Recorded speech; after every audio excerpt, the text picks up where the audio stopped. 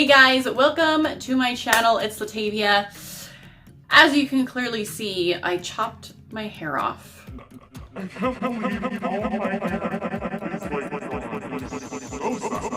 Cannot believe I cut my hair. Okay, so the truth is I've had clip-it extensions for a while now. My hair was 2 inches longer because that's how much he took off. And it just seems like so much. I don't know. I just feel so much older now. I feel like short hair really ages me, which I do not like at all.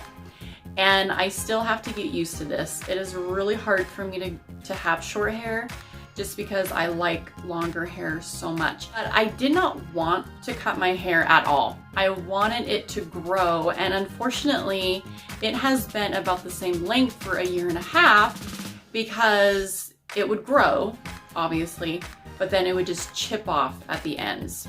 It would just completely break off. Before I dyed my hair this color, I always had blonde in it, and my natural hair is pretty dark. It's like a 4-5N. So in order to go that blonde, it really damages your hair. And every time mine grew out and every time I brushed it, it would just break off at the ends. And I just had enough. Like, I want my hair to be my hair. I want my long hair not to be my clip-in extensions. I want it to be mine. Anyway, guys, I'm just having a really hard time with my hair, getting used to it and all that fun stuff. I just feel like I feel prettier, I look prettier with longer hair. But I am going to put some pictures up for you guys of some asymmetrical bobs. I think those are so fun. And I kind of like, you know, the asymmetrical type of angular bobs. I don't know. There's some cute girls at Paul Mitchell and they have this asymmetrical bob going on, and I think it's so cute on them. I don't know if I can pull that off, but I'm gonna put some pictures for you guys up here, and you let me know if you think I should go crazy and do that, or if you think that I should just let my hair be my hair and let it grow out. I would just love some advice. Anyway. Moving on.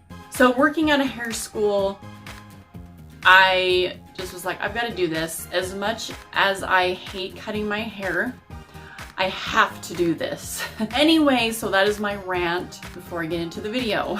I was at work the other day and me and a student got talking about Nair, and she was telling me her terrible story, and she was like, I hate that stuff. That stuff is horrible.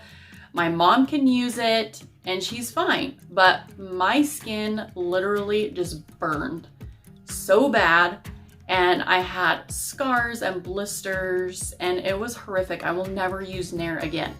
So I feel like there's those horrible stories, and then there might be some people out there that actually really like it. But the whole concept behind Nair is it is just chemically, let me say that again, it is literally chemically burning off your hair. And I don't know about you, but that does not sound very pleasant.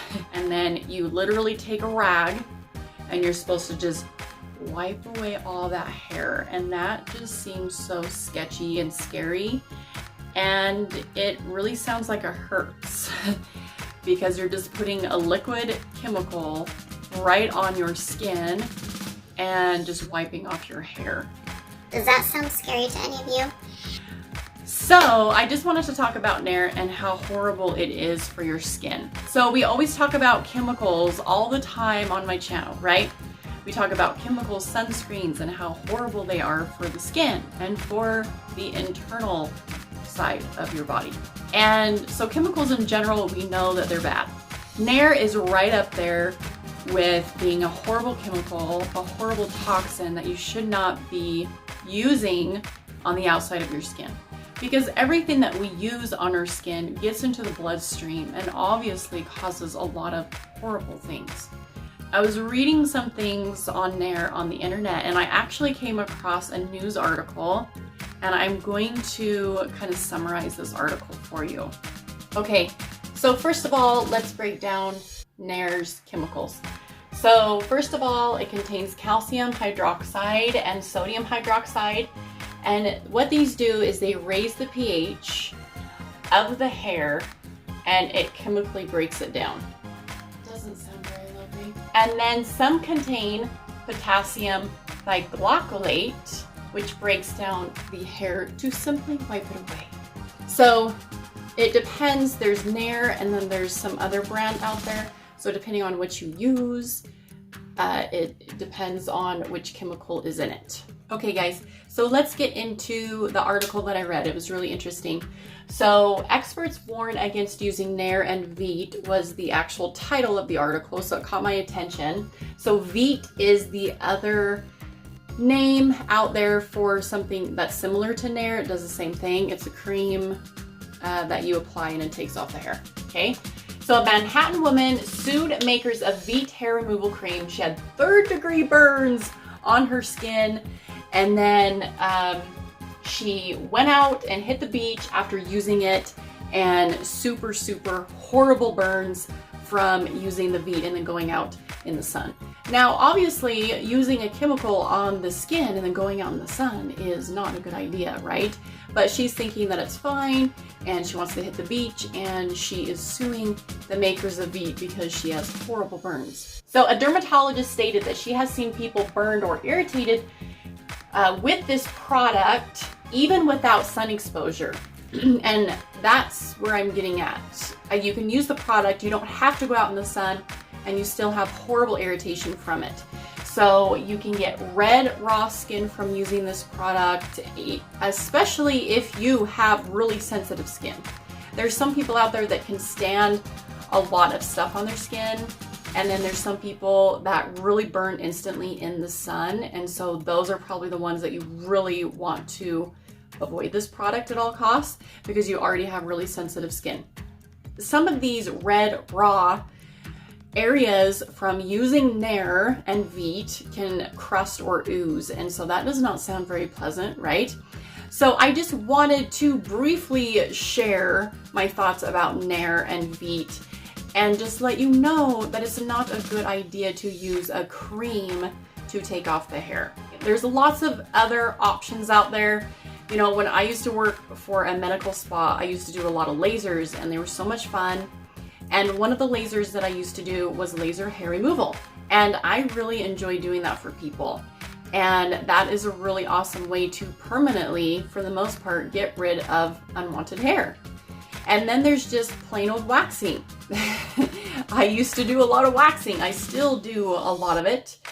And waxing, yes, can cause irritation in some people, but it's not going to be as severe as putting on a chemical that's going to melt your hair. That just sounds horrible to me. So if you have horrible, horror stories about Nair, please let me know. I would love to know those stories. But if you are someone that absolutely loves the stuff, I would also really like to know, because I haven't met anybody that actually really likes it. And it makes me wonder why, since this whole Sue Happy thing, why Nair and Veet is still out there available for people to buy. That's just what's so crazy to me, right? Is that it's still out there and you can buy it. So anyway, I hope you enjoyed the video. If you did, give it a thumbs up for me. And if you have not yet subscribed to my channel, please subscribe, because I have awesome other videos on skin and health and herbs, and I would love for you to check those out. Till next time, you guys have a wonderful day, and I will chat with you later.